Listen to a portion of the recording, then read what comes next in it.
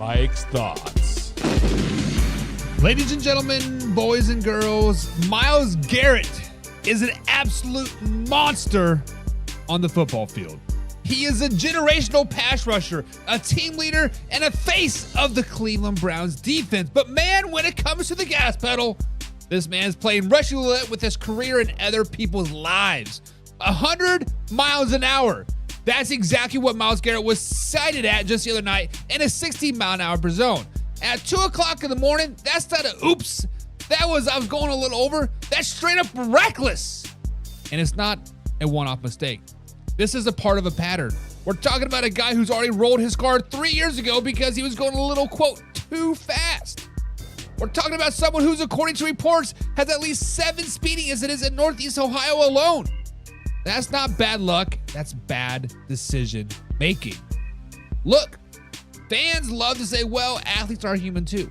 Sure, but humans have to face the consequences, especially when they're making some dangerous mistakes over and over again. It's not about hating Myles Garrett. It's about wanting him to be around long enough to keep wrecking quarterbacks, not wrecking cars. Guys, the Browns are aware of the incidents. Great. Are they aware that their star defensive end is acting like he's auditioning for the Fast and Furious Cleveland Drift? Guys, at some point, somebody, a coach, a teammate, a family member has to pull him aside and say, Myles, you're important to this team. You are important to yourself. You are too important for the people that are in your lives. Playing chicken and the law with your own, it's just stupid. It's reckless. Guys, the NFL is a privilege, not a guaranteed. And no sack record, no highlight reel, no Pro Bowl nod is worth what could happen if one of those late night joyrides ends differently. It's time for Myles Garrett to just pump the brakes. Literally, pump the brakes. Before the next headline isn't about a citation, it's about a tragedy. Guys, if you guys love Myles Garrett, get on him on the old Twitter machine. Slow it down, brother. Slow it down. Cue that intro. Are you ready for the best damn NFL show on the planet? Man Hour Nation, rise up. Yeah, hey, let's go. Hitting that gridiron, we going hard, we running the plays. You know the vibe, only the strong survive. Gotta keep your head in the game. Talking NFL, uncut, straight raw, steady bringing that sauce. We about to take off, get it hype. This man, our sport talk. Yeah, from the quarterback to the lineman, everybody bringing heat. You don't really wanna try them. Hey, who gon' win? It's a battle of the giants. This show is the flyest. Nobody can deny it. This is Man Hour. Sport Talk. Man Hour. Sport Talk. What team you reppin'? We keep it interesting. Who caught another down? Who got that interception? This is Man Hour. Sport Talk. Man Hour. Sport Talk. What team you reppin'? We keep it interesting. Who caught another down? Who got that interception? Let's go. What is up, Man Hour Nation? Michael Buckhouse here with the Man Hour, guys. Head over to manhourradio.com. Check out the merchandise page, or check out the blog section as well. But most importantly, guys, if you are enjoying the live stream, if you love the Man Hour, if you're here every day, guys, hit the like button, hit the share button, of course, subscribe down below. And remember, shares with the cover friends, just sharing is caring at the end of the day. But guys, I'm so glad you guys with us here for the Man Hour NFL Talk, your go-to spot for live, raw, uncut NFL talk. But, if you guys love repping the Man Hour like I do, if you love being here every day, if you love seeing what we're doing on the backside of things, the afternoon drives, guys, become a Big Sam button. Hit the membership tab down below. $4.99 a month to get you all free entry into the NFL Pick'ems, free merchandise, and of course the afternoon drives as well, and much, much more. Now, guys, this is a live interactive show, so be sure to comment down below. I'm trying to work on the chat. It's not quite working today, but we got to welcome some people in the chat before we get too carried away. We got my man Alpha Rob says, hey, maybe Myles Garrett, or maybe Shador Sanders and Myles Garrett can go drag racing. Too soon, brother. Too soon. We got other people in the chat. We got Sadie in the chat today as well. I see Laura is in the chat. I see Papa Buck is in the chat. What is up, guys? What is up? Hopefully you're having a good day. If you're over here on the Rumble page, hit the like button. If you're on YouTube, hit the like button. If you're on Facebook, hit the like button as well. We're also streaming over there to Twitter as well. But guys, today we have gone around the AFC. We've gone to the AFC East, West, North, and South. We've gone to the NFC East, West, and North.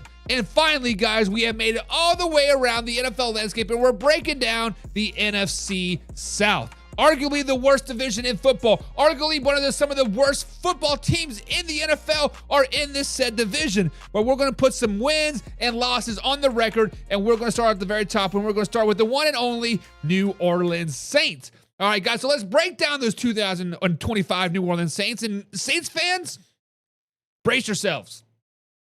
If you are a New Orleans Saints fan, brace yourself. If you are a fan of the NFC South, brace yourself, because, guys, the Saints are a bad, bad team.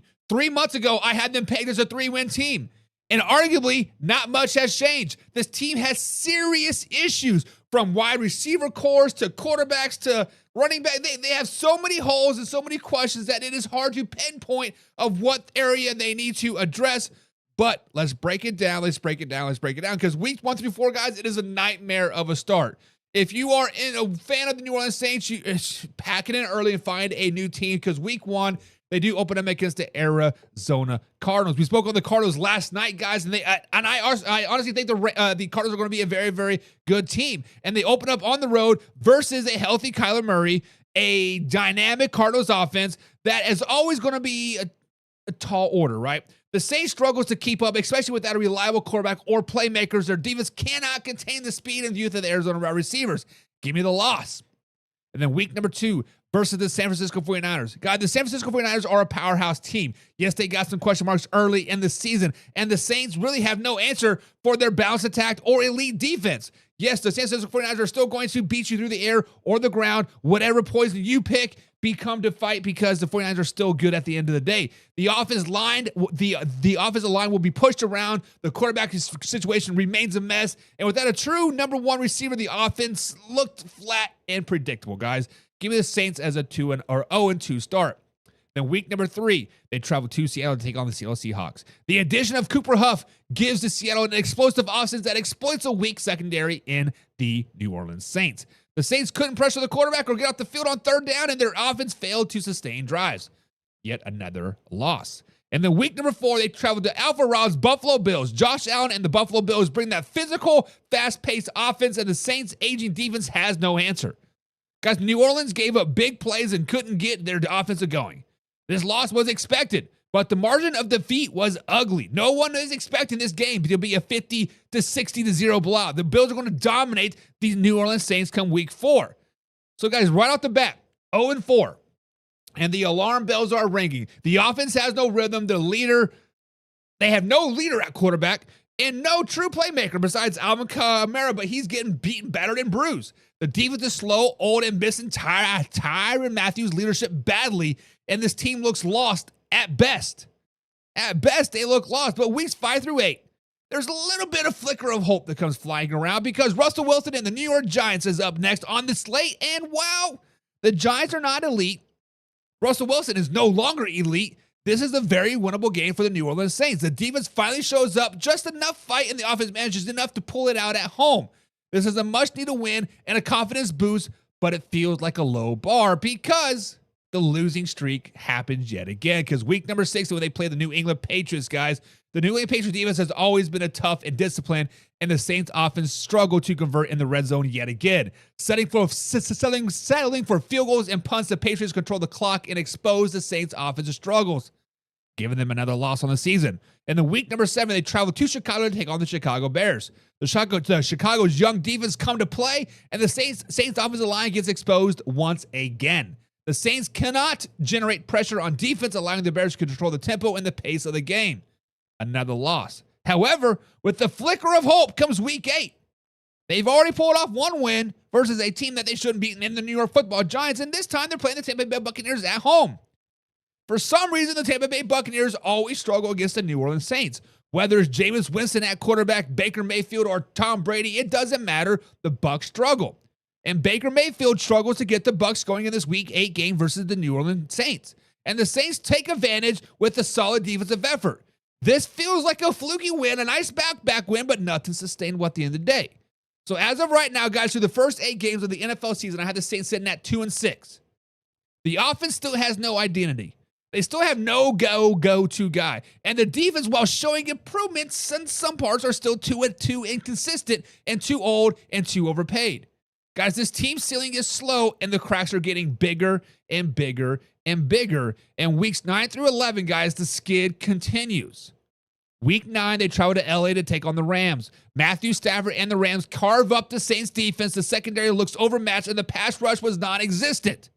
Offensively, the New Orleans Saints couldn't keep pace, and had no answer for the high-powered Rams offense. Yet another loss. And then week 10, back on the road again, take on the Carolina Panthers, a divisional foe. Even a rebuilding Carolina Panthers team is a problem for the New Orleans Saints. Carolina's defense pressures the quarterback all game long, baby. And the New Orleans offense sputtered, failing to sustain drives and score points. Another loss. And then week 11. Week 11, we got the bye. The bye cannot come soon enough. What's going to happen? Much needed bye, but the damage has already been done. The Saints are sitting at 2-8 with the big questions looming over the season, the franchise's directions, and who is going to be our quarterback, right? It is tough. It is tough. But weeks 12 through 18, maybe, just maybe, they can muster out a win or two. Maybe, just maybe, they can put in a Stroud or a Hainer or somebody. But week 12, guys, they're back at home, and the Saints pick up their 3rd win in a rivalry game versus the Atlanta Falcons. Showing fight and execution at home, but the Falcons are rebuilding as well. But this win is more than about pride than proof of progress. But then weeks 13, 14, 15, 16, 17, 18, all for the Saints are all losses. Losses at Miami, losses at the Tampa Bay Buccaneers, loss versus the Carolina Panthers, loss to the New York Jets, loss at the Tennessee Titans, and loss at the Falcons. Guys, the final record that I have for the New Orleans Saints is 3-14. This team is a disaster waiting to happen. No clear quarterback number 1, no number 1 receiver. Defense is worn out and way over the cap, way overpaid. Losing Tyrann Mathieu killed any hope for a defense of leadership. When you look at this team, we think about floors and ceiling. The ceiling, maybe 8 wins. 8 wins tops. That's as much as I can see for the New Orleans Saints this season. 6 wins tops. If all the stars align, if Spitler Rattler plays out of his mind, Michael Thomas comes back, Alvin Kamara has spurts of his Pro Bowl days, 6 wins. The floor, 1 win. Guys, the Saints are a bad team. This team is in full rebuild mode, whether you want to admit it or not. They lack identity, leadership, and playmakers on both sides of the ball. Unless the quarterback situation stabilizes and they find a true weapon at receiver, this season is going to be long, painful for Saints fans. So question down in the comments down below, guys. Can the Saints find a way to shock us and improve to 3-14 on the year? Or is it time to play in a full teardown mode and rebuild? Guys, remember, hit the subscribe button, hit the like button. Remember, we are live Monday through Thursday at 9 p.m. East Coast time right here at youtube.com/manhour. And then we have the Saturday night preview show. So, guys, drop your thoughts and comments down below this live interactive show. I want to hear from you. Let's see what Alpha Rob has to say. My chat's not working today. So Alpha Rob is saying 3-14 for the New Orleans Saints. It's going to be a long season for the Saints. Bring back the bags over the heads. Bring back the ain'ts, says Alpha Rob. That is tough, brother. That is tough, but probably true, right? Probably true. Let me go ahead and ouch that, right? That is tough. See what else is saying. Sadie's in the chat as well. She says 4-13. Ooh, that is tough. And then Sadie also responded about the Myles Garrett thing. She says, just last week, there was a tragic accident in Colquitt County, Georgia. Both drivers were killed. Drivers of the Mustang was going over 100+ miles an hour and plowed into the side of an SUV.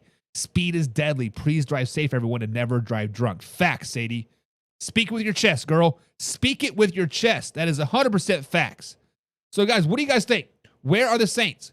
Are we looking at 3 wins? Are we looking at 6 wins tops? Is a 6-win ceiling too tough on them? Are we being too tough? That is the question that I'm asking for you guys today. So let me go ahead and fix the camera over here on the old nested scene buck. There we go. Boom. All right, guys. So That is the New Orleans Saints. Let's move on to the one and only Atlanta Falcons. Guys, let's dive into the 2025 Atlanta Falcons season outlook. And spoiler alert, guys, this team is a work in progress. Let me speak it clearly for the people in the back. The Atlanta Falcons are a work in progress. We are going to see spurts of greatness. We're going to see really, really good, and then we're going to see really, really bad. If they can narrow those good and bad moments and make them less dramatic, less roller coastery, we could potentially see a winning team. But just 3 months ago, guys, I had this team pegged as the 4-win team. And since then, there's been more clarity on the quarterback front, which has emerged. Michael Penix Jr. is the starter.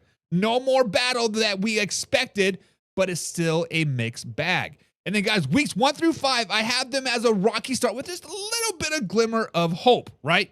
But week 1, they open up against the Tampa Bay Buccaneers. Opening the season at home versus the Tampa Bay Buccaneers, and guys, and the Falcons get a reality check quick. No surprise here. The offense struggles to find its rhythm. The defense cannot slow the Tampa Bay Buccaneers down. Michael Penix Jr. looks like a rookie trying to prove himself, even though he's a second-year player.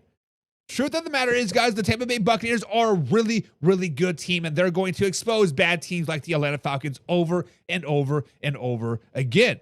And then week number 2, going on the road against a tough Vikings team. The Falcons defense just looks overwhelmed in this game. The offense is going to be one-dimensional. Michael Penix Jr. show flashes, but the same second-year rookie mistakes, right? The quarterback battle is over, and the growing pains still remain. Now we're scratching our heads. Why is not Kirk Cousins in there? Why are we still seeing Michael Penix Jr. making the same mistakes week after week after week? I understand that Michael Penix Jr. had a huge celebrating last 3 games of the 24 NFL season, but watch those games, he's not very good. But then week number 3 at Carolina, taking on the Carolina Panthers. The first win of the season and a confidence builder for Michael Penix Jr. and the rest of the Atlanta Falcons.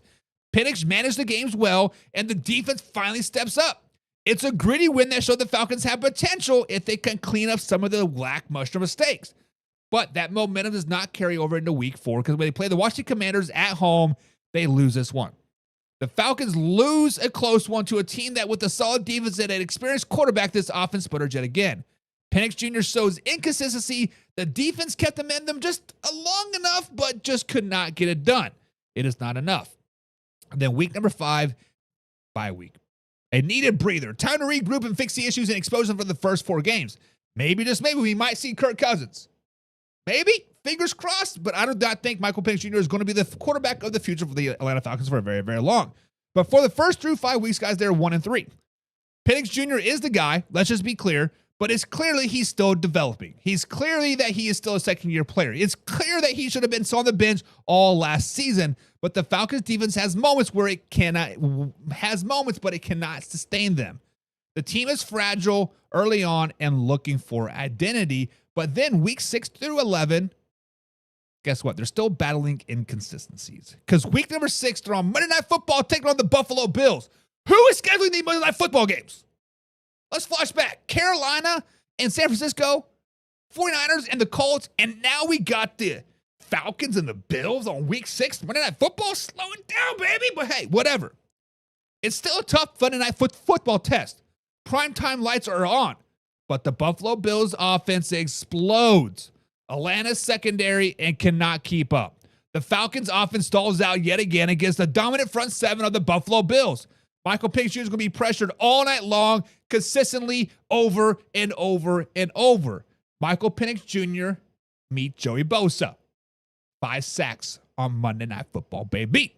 But then week number 7, they're back at home yet again, taking on the San Francisco 49ers. But this is a huge statement win.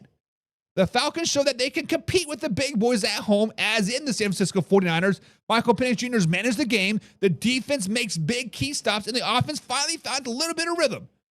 This win just bumped up their ceiling just a little bit because that win carries on into week number 8 when they played the Miami Dolphins. And that is back-to-back wins, baby. Guys, the Miami offense, it should be elite, but the Falcons defense makes critical plays to slow them down. Michael Penix Jr. showed growth and poise under pressure, giving them the dub. But then, week number 9, everything comes crashing back down. When they travel to New England to take on the Patriots. A classic Patriots classic Patriots defense struggle for Atlanta. The Falcons offense failed to sustain drives. Penix's second-year mistakes cost him late in the game, and the Patriots get the dub. And then week number 10, they travel across the pond to play the Colts in Germany. The travel and the atmosphere seems to get at Atlanta. The offense looks flat, and the defense cannot contain the Colts' balanced attack. Penix Jr. has flashes yet again, but overall a forgettable day. Normally, when you travel over the season and come back home, you get a bye week. Not for Atlanta. They're back at home taking on the Carolina Panthers. They're at home taking on the familiar foe, meaning the divisional foe, the Carolina Panthers. The Falcons crawl out a win in this one. They claw it out. Somehow they travel across the pond. They drop the big L. They fly back, and they get the dub. Penix Jr. shows improvement in decision-making, and the defense forces key turnovers, beating the Carolina Panthers. So, guys, for the first 11 weeks, I set them at 4-6. The Falcons are fighting hard. They're still inconsistent. Penix is growing into his role, trying to figure out himself out, but the team needs to tighten up on both sides of the ball and push towards a winning record. And guess what? It doesn't happen because the midseason lull is in full effect. Because week number 12, they traveled to New Orleans to take on a divisional road trip, the Saints. The Saints defense gives the Atlanta Falcons fits all game long, and the Falcons offense stalled yet again. Common theme of my year. Penix Jr. cannot make the big plays to pull out the upset win. And then week 13, back on the road, take on the New York Football Jets. Guys, the Jets defense has been dominant, or can be dominant this season. I think they're going to be dominant versus the Falcons. They're going to first force turnovers, and they're going to control the game. The Falcons offense lacks spark and creativity in this game, giving them yet another loss. We're sitting at 2 losses in a row. However, week 14, back at home. A bounce back home game. Matter of fact, it's a bounce back home win over the Seattle Seahawks. The Falcons defense steps up and clamps down the Seattle's run game, and Penix Jr. shows improvement pocket presence. This win keeps playoff hopes just barely alive, but hey, it's still there. They're sitting at 5-8. The Falcons are on the outside looking in. They can get hot. They can rattle off 4 wins. They could potentially get into the playoffs. They could potentially win the NFC South. Penix Jr.'s development remains key if he hasn't plateaued yet. And then weeks 15 through 18, they're fighting for the finish. All you need is 4 wins to make the playoffs. If you can get 4 wins, you're sitting at 9-8. You have a pretty good playoff shot in the NFC South. Well, guess what? The team that's going to win the NFC South, the Tampa Bay Buccaneers, they travel to Tampa Bay, and guess what? They get the loss on Thursday Night Football. A primetime matchup, but the Falcons fall short yet again. Penix Jr. was under pressure all day long, and the defense struggled to contain the Tampa Bay Buccaneers' weapons, a.k.a. Mike Evans, baby. Playoff hopes, gone. Finito. Finish. Losing season. Not going to happen. But hey, still time to play spoiler a little bit. And that's what they're going to do week 16 when they travel to Arizona to take on the Cardinals. They get a road win against a team that is arguably going to be a pretty good team. A tough schedule, but a pretty good team. The Falcons shows resilience, and Penix Jr. played one of his best games of the season, getting a huge upset win, say 21-20. But that wins do not carry over into week 17 when they're back at home playing the Rams, the LA Rams. Guys, the Rams defense will overwhelm Atlanta Falcons. Penix is going to be pressured consistently. Yet again, common theme. And the defense just can't find rhythm. Common theme. But then week 18, season finale, they finish with the New Orleans Saints at home, and they win. Not much of playoff relevance, but a morale booster for the offseason. Penix Jr. ended on a high note with a solid leadership game. So, guys, I have the Atlanta Falcons finishing 7-10. The floor for them is still 4 wins. If everything falls apart, they should muster out 4 wins. I nearly doubled that, creeping the ceiling up to 8. I think they're a 4-8 win team in 2025. Penix is the clear starter as of right now, and if he continues to develop, the Falcons could be surprised next year. Guys, the Falcons quarterback battle was settled with Michael Penix Jr. and is holding face so far. Kirk Cousins is likely gone, and that clearly helps. This team's ceiling is rising, but they remain inconsistent. The defense still has holes, and the offense still isn't explosive yet. So, guys, in the comments down below, can the Falcons build on the 7-win season and push into the playoffs contention, or are they still a few pieces away? Guys, subscribe, hit the like button. Remember, we're live Monday through Thursday at 9 p.m. at East Coast time, right here on said platform. Alpha Rob says 7 wins because the Saints and the Panthers are that bad. That is facts.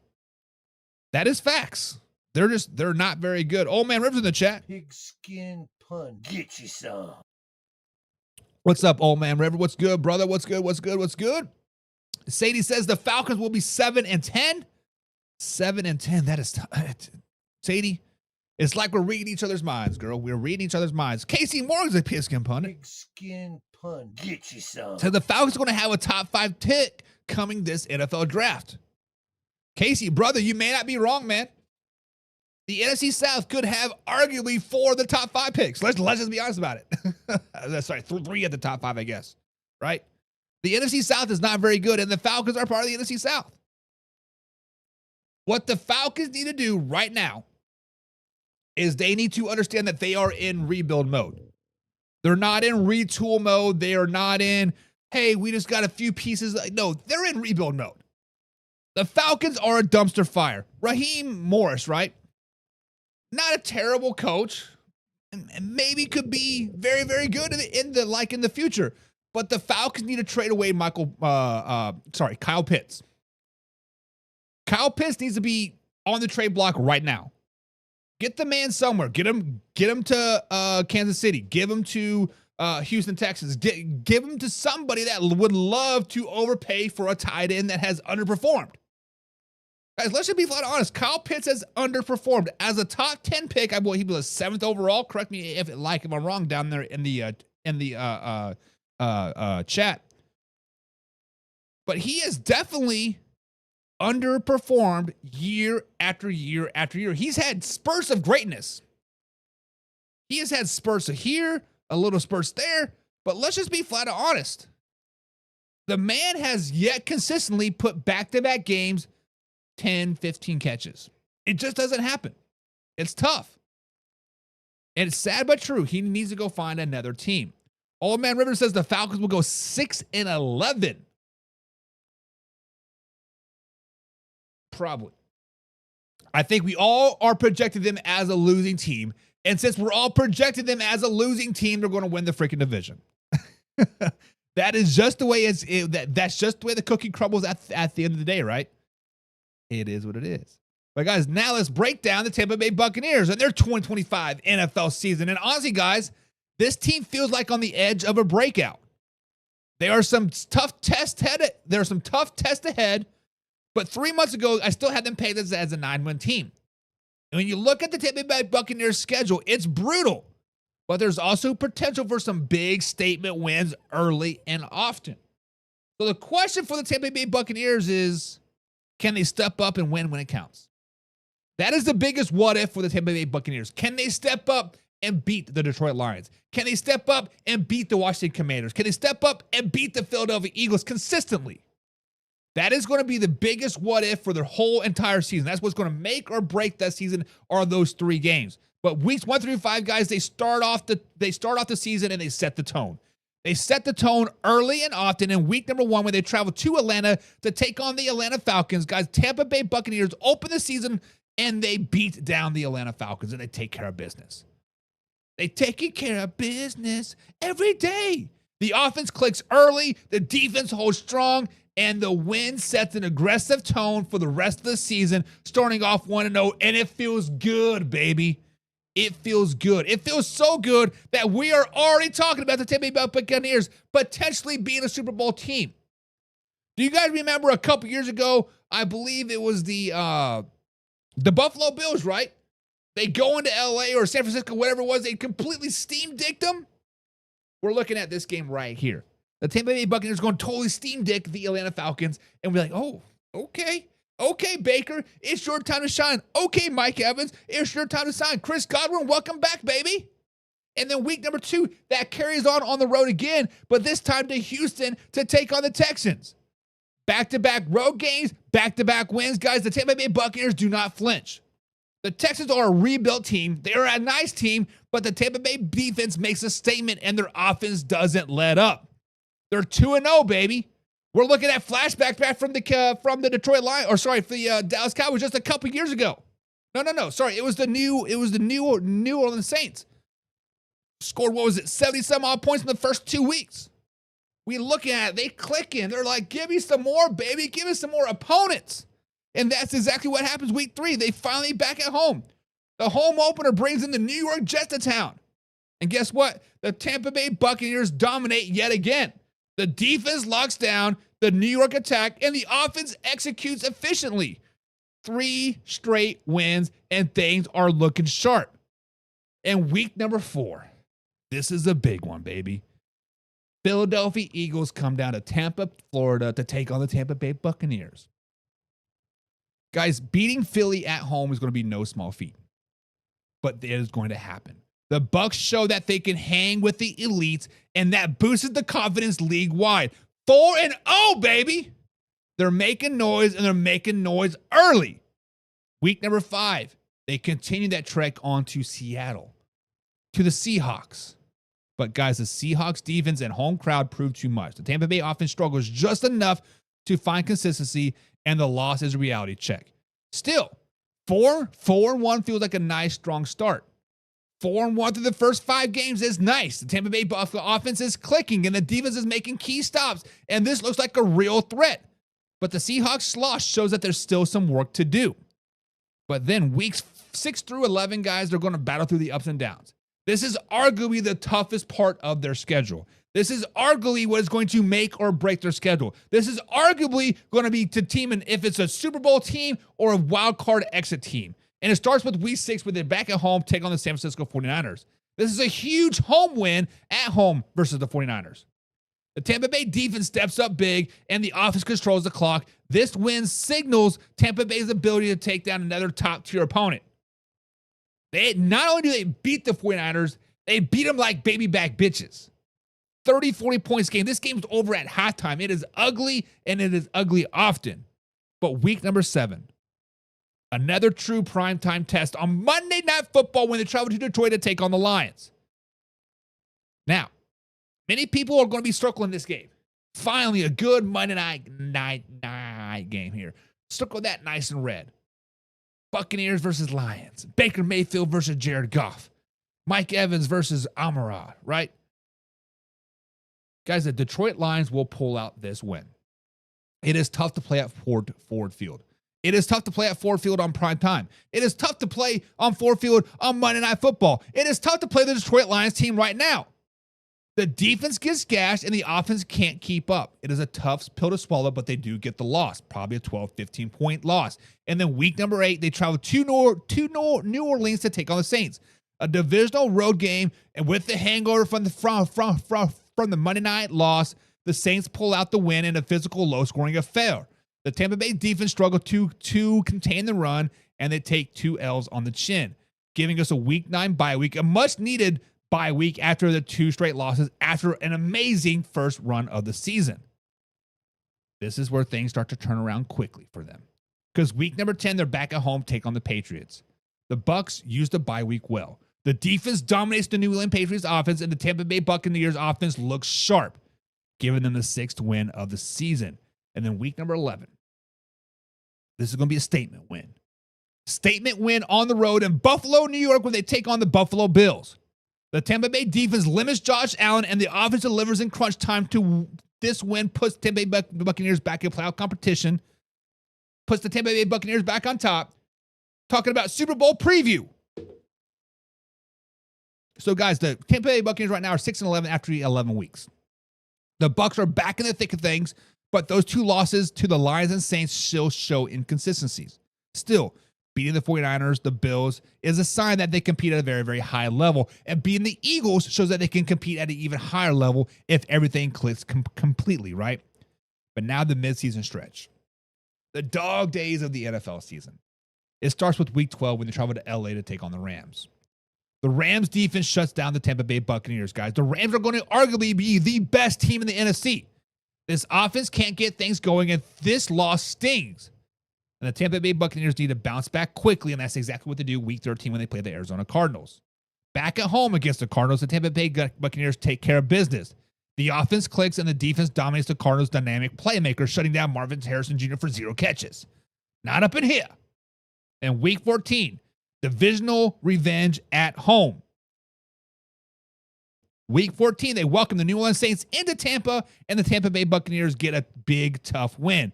Physical game that takes control of this rivalry. It's a big morale booster.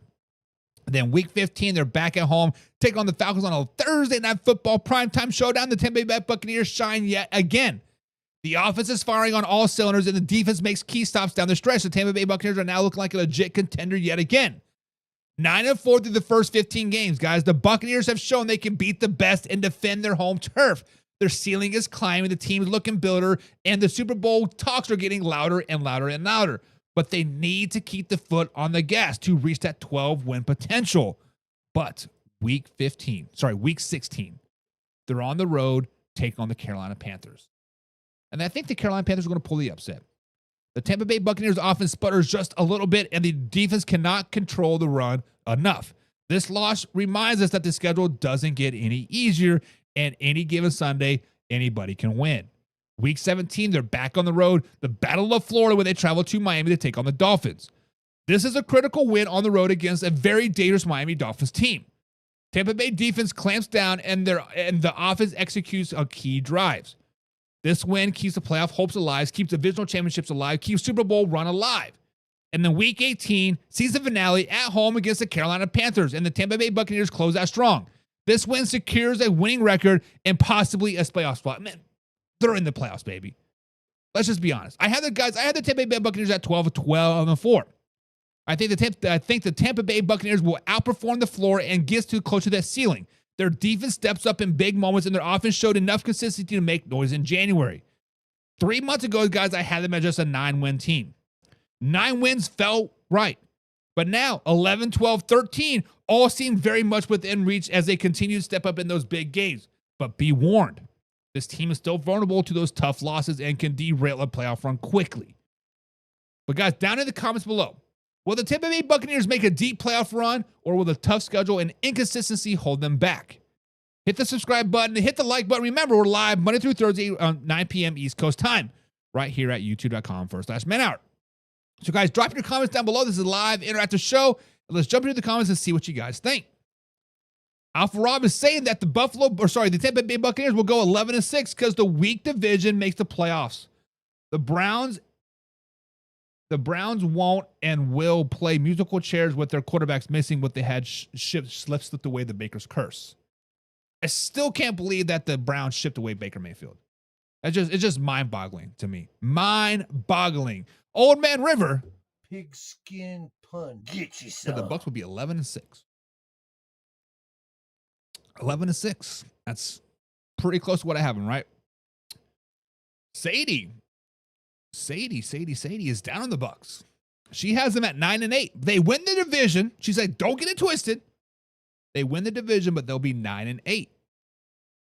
Casey says that Baker is playing better than last year and is more consistent. They have a chance for the NFC Championship. That is facts, baby.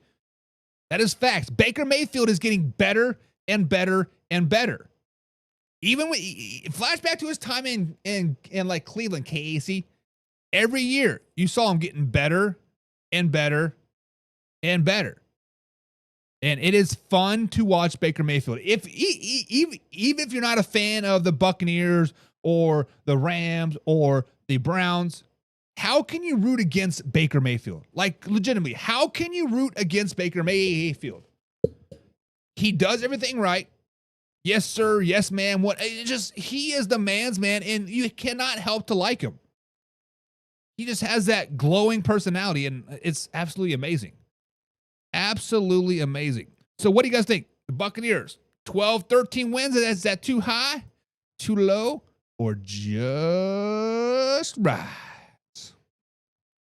But now let's dive into the into the Carolina Panthers. Guys, the 2025 outlook for the Carolina Panthers, let's just be honest, it's going to be a grind. And 3 months ago, I had them pegged as a tough team to watch. They were a bad team in my eyes. And now, after the schedule, we see how things are going to fall out. The roster shake-ups. Honestly, guys, not much has changed. This team is still searching for consistency and identity. And weeks 1 through 5, they are doing both of those things because it is a rough start. Week number 1, they open up at the Jacksonville Jaguars. They open up against a strong Jacksonville Jaguars team, and it isn't ideal. Jacksonville defense smothers the Carolina offense, and the Panthers struggle to get going. 0-1 out of the gate. Week 2 at Arizona Cardinals. It's a loss. Another tough road trip. And the Arizona's offense is firing on all cylinders. The Panthers defense can't keep up, and the offense can't sustain drives. Down to 0-2. It's tough. It's tough being a Panthers fan. Week 3 versus the Atlanta Falcons. A loss. At home. Carolina faces a division rival that's gaining confidence, and the Atlanta Falcons. The offense sputters, and the defense can't hold the line. 3 straight losses. 0-3 to start the season. That's tough. Well, guess what? It gets even worse in week 4 when you travel to New England to take on the Patriots. Another loss. Facing a New England team on the road is never easy. The Patriots defense forces mistakes, and the Carolina offense struggles to continue. Now, 0-4. It is a tough start. But week 5, at home versus the Miami Dolphins. They get the dub, baby. All right, give me that dub, right? Finally a break at home. The Panthers pull off a much-needed win against the Miami Dolphins. The offense clicks more than it has all season long, and the defense makes crucial stops down the stretch. 1-4. At least there's a little bit of spark. A little bit of spark. 1-4 for the first 5 weeks, guys. The offense has been inconsistent. The defense has been overmatched, and Carolina looks like a team still trying to find its footing. The schedule hasn't done them any favors early on, but guess what? Weeks 6 through 10, the struggle persists, but a glimmer of hope is on the horizon. Week 6, the Dallas Cowboys coming to town. Yet another loss. The Dallas Cowboys will bring the physicality to Carolina, and they cannot match it at home. The Panthers lose a close one, but still come up short.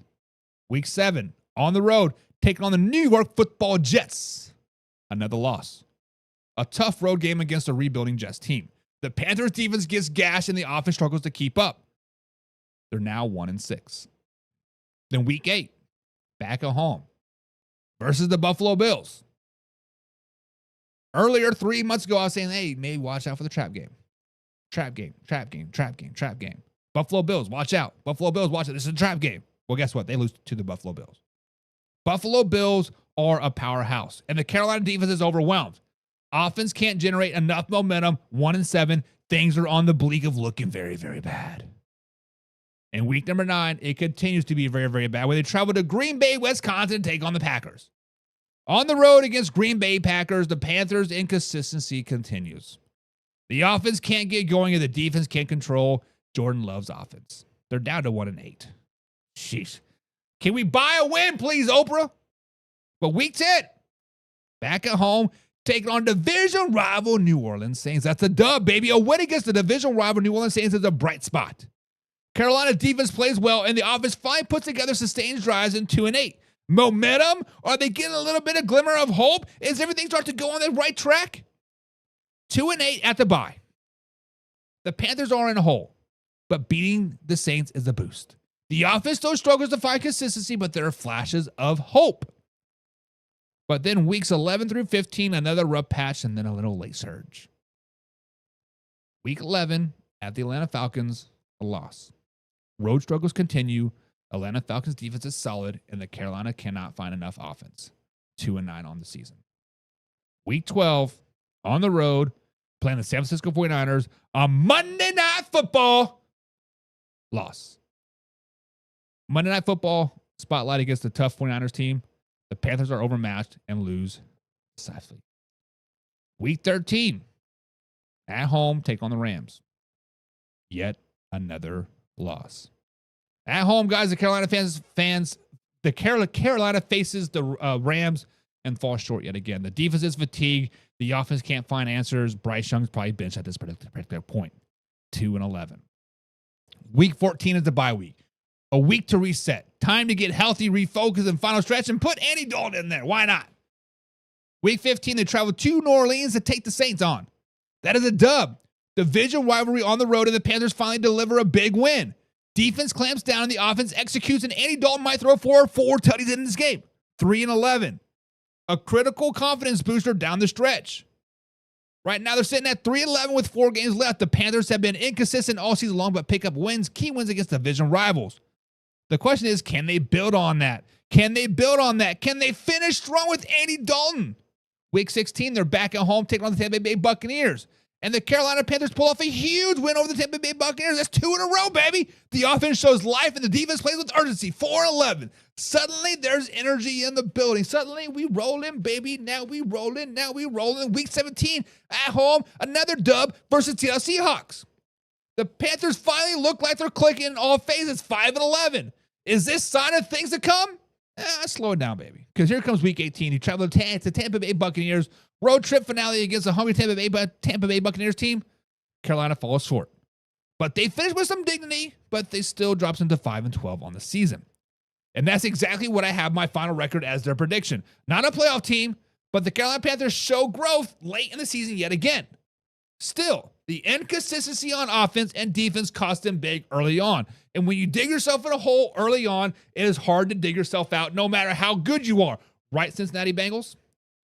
Guys, this Panther team has been a work in progress for the last 6 years.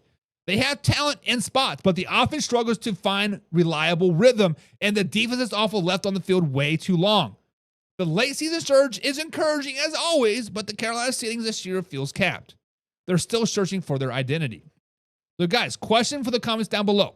Can the Panthers use a late momentum to fuel a serious rebuild, or will the early season struggles continue to hold them back? Subscribe, hit the like button. Remember, we're live Monday through Thursday at 9 p.m. East Coast time right here at youtube.com/manOut. Now, this is a live interactive show, so drop your comments down below. Alpha Rob says 5-12. They are still that bad. There's no question about it, says Alpha Rob. They bad. They bad. They make bad teams not look so bad. They bad. They bad. That's tough. Sadie says the Panthers will be 6-11. Oof. That's tough, baby. That's tough. Casey says the Panthers haven't been shit since camp. And even then, if Cam Newton just would have fell on the ball, they would have won that Super Bowl, right? I'm joking, Cam. But yeah, since Cam Newton, matter of fact, since that Super Bowl run, they have not been shit. That's tough. Casey says the Panthers and Jaguars are like the kid people root for because they're the underdogs. Then we got the Bears and Browns when people just want them to lose because it's funny. Pigskin pun. Get you some. That is facts, Casey. That is facts. Like at some point, you just be like, look, Browns, y'all suck. But Panthers and Jaguars, like, hey, it is like that meme, like the kid has a stick. Do something, right? Like, it must be so tough being a fan of teams that are just consistently so bad. Consistently, so like, I mean, we here pick on the Browns because James Frank is a Browns fan, and it's just an easy target, right? Let's just be honest. It is an easy target. The Browns, every time they start to do something good, Baker Mayfield, Odell Beckham Jr., who else was that receiver that they had? Can't remember his name. But Amari Cooper. They're like, no, sorry. Baker, you're not good enough. Odell Beckham Jr. wants you gone, and then we're going to trade Odell Beckham Jr. or release him or cut him and let him go to the Rams and win a Super Bowl. It's just like what? And then you have teams like the Panthers that are trying. They're trying to do everything right. They're trying to do this. They're trying to do that. And it's tough. It is tough. And that's exactly what Jordan says. Jordan is a Titans fan. Being a Titans fan has got to be even tougher because you've had glimmers of where everything is clicking. We have Derrick Henry, Ryan Tannehill's getting better and better and better. And like, hey, we're plateauing. Ryan Tannehill is not good enough. Derrick Henry is old, I guess. I don't know, something, right? Something's got to make sense. Something's got to, kick up the things here. But guys, when you look at the NFC South, it's not a very good division. Obviously, in first place, I do have the Tampa Bay Buccaneers. I had them finishing 12-5. They'll be a 4 seed in the playoffs. And the Buccaneers come into 2025 with expectations around 9 wins, right? but I think they execute and they step up in key moments. They beat the Eagles, they compete with the Lions, and they compete with the Rams. Their schedule is tough, but the Tampa Bay Buccaneers will show that they can hang with the league's best, pulling off big wins over those top opponents. They do close out the season strong, winning critical divisional games and securing the NFC South crown. The Tampa Bay Buccaneers' offense and defense found the right balance, and their ability to perform in clutch situations puts them into playoffs as a 4th seed. A 12-wins team shows that they're still contenders and poised for a deep playoff run. And then coming in second place to you guys, we have the Atlanta Falcons. 7-10, second place team. A step in the right direction, a step above what many people expect after a shaky offseason, but Michael Penix Jr. solidifies himself as a starting quarterback with Kirk Cousins more than likely being removed during the season, aka traded, which helps the Atlanta Falcons and find their direction moving forward. Despite some inconsistencies, the Falcons will pull off key wins against division rivals and show flashes of growth. I still think their floor is 4 wins, but if they nearly doubled that, Signal League process still a win with a sub-500 record. Guys, the Falcons need to continue to building depth and consistency to compete for a playoff spot next season. And then in third place, we do have the Carolina Panthers. I have them sitting at 5-12. The Panthers struggled for most of the season, finishing third with 5-12 record. But early on, guys, the Carolina Panthers have a brutal stretch with multiple losses on the road and inconsistent offensive performances. However, the team shows some late season fight, aka Andy Dalton comes in and gives them that 4th and 5th wins of the season. And then coming in last place, we do have the New Orleans Saints sitting at 3-14. Let's just be honest. They're a bad team. Well, what do you guys think? Who is going to win the NFC South? Buccaneers, Saints, Falcons, other. I see other like there's another another team. There is no other team. It is what it is. But guys, it is time to move on to a little thing we like to call Overreaction Tuesday.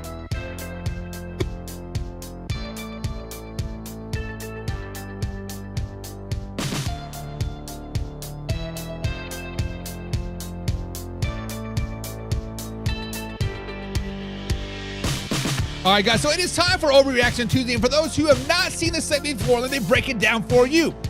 Here's the deal. I'm going to throw out a hot take, a bold statement, or an intense reaction to something that's going on around the NFL world. And we, as the fans, are going to decide if it's an overreaction or if it's actually spot on. If we think it's an overreaction, guys, we're calling it out. We're saying, whoa, slow it down, baby. That's a little too much, Buck. It's all about dialing back and seeing things with a little bit more perspective. But if we think it's actually legit, we're going to agree with it. We're going to roll with it. We're going to say, you know what? Buck, that's not an overreaction. This is reality, and here is why. So, guys, we're going to go through some of the biggest takes. We're jumping in the gun, and the hype is real. Let's get it diving and see what we want to talk about today. And we're going to start off with the old Jordan Love saga. Guys, today's overreaction is going to be geared toward Jordan Love. Jordan Love's. So, guys, today's statement is it an overreaction or unreaction that Jordan Love's thumb surgery is a big deal? Over or underreaction? So, guys, let's break down both sides, and I'll give you my take. Now, for those people that are hitting the panic button, to say, hey, this is an overreaction, it's time to panic, Buck. The injury to Jordan Love's non-throwing hand, which is theoretically means less impact to his ability to pass, right? Hey, it's his left hand. He doesn't need his thumb on his left hand. Packers GM says, hey, the procedure is the best option for the fastest recovery, and they expect Jordan Love to be back by week 1. We don't need preseason, he says. Jordan Love's already the man, the myth, the legend. And Love tried to play through the injury in the preseason and was still able to function on the field, showing some resilience. Even though he's not very good, he said, hey, you know what? I'm tough. I'm tough, baby. And even Coach Matt LaFleur mentioned his ability to recover quickly, and the team will adapt around it. On the bright side, guys, there are no broken bones in Jordan Love's hand.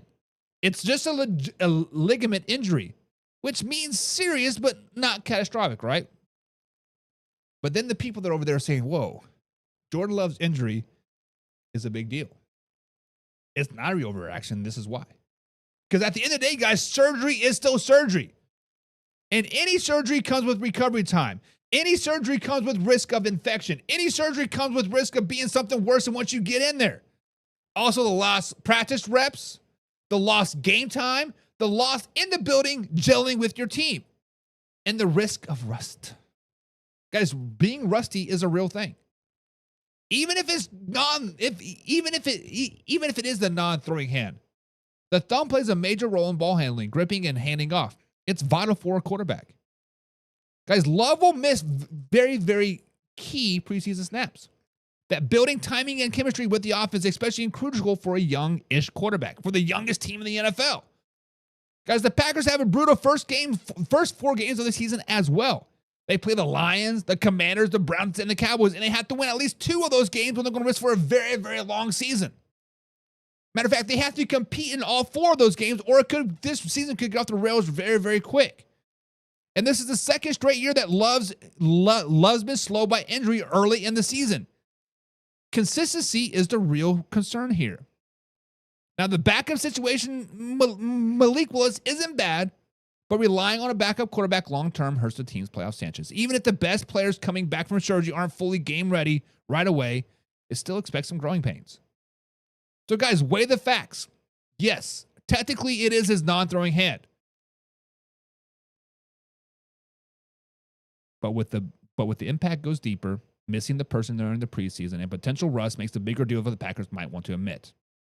Here's some context for the news. Love's injured his thumb.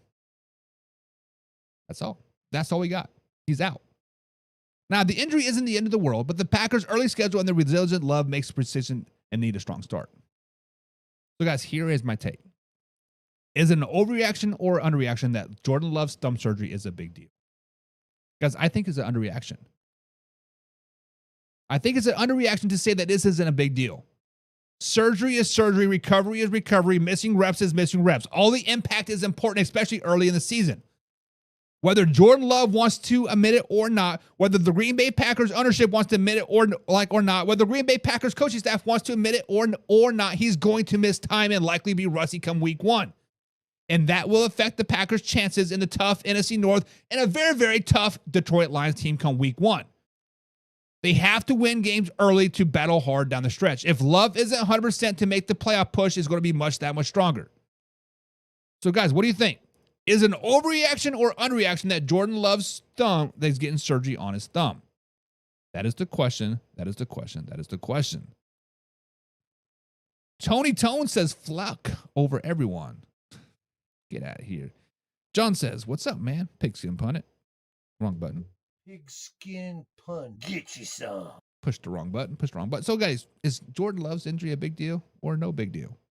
That is the question.